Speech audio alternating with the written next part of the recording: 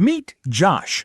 Every morning, he wakes up, checks Slack before he checks his own face in the mirror, and spends 8 hours making someone else rich in exchange for a paycheck that's already spent by the 15th. Now, before you roll your eyes, this isn't another quit your job today video. Having a job isn't stupid. Staying blind to the system running underneath it is. So here's the format. We're counting down 10 signs you're stuck in the matrix, from least to most obvious. And if you only remember one, make it the last one, because it's the sign that quietly separates people who retire broke from people who retire free. Let's start at 10. Number 10. You trade hours for dollars with a hard ceiling. No hype here, this is just the deal. A W-2 job caps your income the moment you run out of hours in the day. Cost to enter this system? Basically zero. A resume and an interview. Ceiling? Even a great salary job tops out somewhere in the low 6 figures for most people, according to Bureau of Labor Statistics wage data. Here's the contrarian stat. The IRS has repeatedly found that a majority of taxpayers earning above $1 million a year report business or self-employment income, not wages. Not stock options, not a fatter title. Ownership income. Almost nobody talks about this at the office, because the office runs on the idea that climbing the ladder is the only ladder there is. A job pays you for the hours you show up. A business pays you for the value you built, even while you're asleep. 9. Your raise is decided by someone else's budget meeting. Cost to enter? 0. Ceiling? Whatever HR approved this fiscal year, often 2 to 4%, according to compensation surveys from firms like Mercer. The surprising stat: real wages adjusted for inflation have barely moved for the median U.S. worker over the last 2 decades. Why almost nobody escapes this one? Asking for more money inside a job means asking permission, and permission-based income will always lose to ownership-based income. You can be the best performer in the building and still get told there's no budget this year.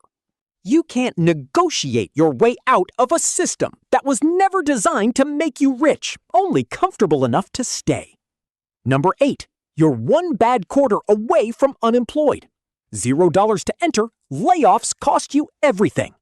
Challenger Gray and Christmas tracks hundreds of thousands of layoffs some years, often in industries people assumed were safe. Meanwhile, a small, boring service business, say a pressure washing operation, can be built for under $2,000 and generates income that doesn't disappear in one meeting. Notice something. The safer a job feels, the less control you actually have over whether it exists tomorrow. A boring business might grow slower, but nobody in a boardroom you've never met can vote to end it. Number 7. Your calendar isn't yours. 0 cost? Total time debt. The average commuter loses close to a full work week every year just getting to and from a desk, per Census Bureau commuting data. A single freelance client relationship landed through a cold email costs nothing but an afternoon and can be run entirely on your own schedule. Freedom isn't having enough money to buy things, it's having enough control to buy back your Tuesday afternoon. You're taxed before you even see the money. W-2 income gets taxed first, then you live on what's left. Business owners, even tiny ones, can legally deduct expenses before profit is taxed, something the IRS tax code has allowed for decades through Schedule C filings. This isn't a loophole, it's just how the system was built, and almost nobody outside of business ownership uses it. Your skills only work for one employer. Cost? Years of specialized training. Ceiling? A job title that means nothing outside that one company's org chart, and a resume line that has to be re-explained at every new interview.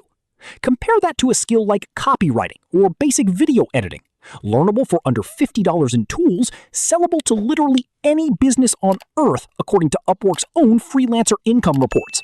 One skill, unlimited buyers. Instead of one skill, exactly one buyer. Here's the bridge. Every item so far has the same fingerprint. A job trades your time and skill for a fixed number that someone else controls. It doesn't matter how sharp the skill is, if only one buyer exists for it, That buyer sets the price. Keep that in your head. It matters later. Number 4. You've mistaken busy for valuable. Zero cost to stay busy. That's the trap. IBIS World data on service businesses shows the accounting, bookkeeping, and admin support niches alone generate over $100 billion a year in the U.S., built almost entirely on unglamorous, repetitive tasks nobody wants to brand as impressive. Busy is what a job sells you. Valuable is what a customer actually pays for. Number 3. You think ownership is only for people with money. A local laundromat, an existing lawn care route, a small e-commerce store.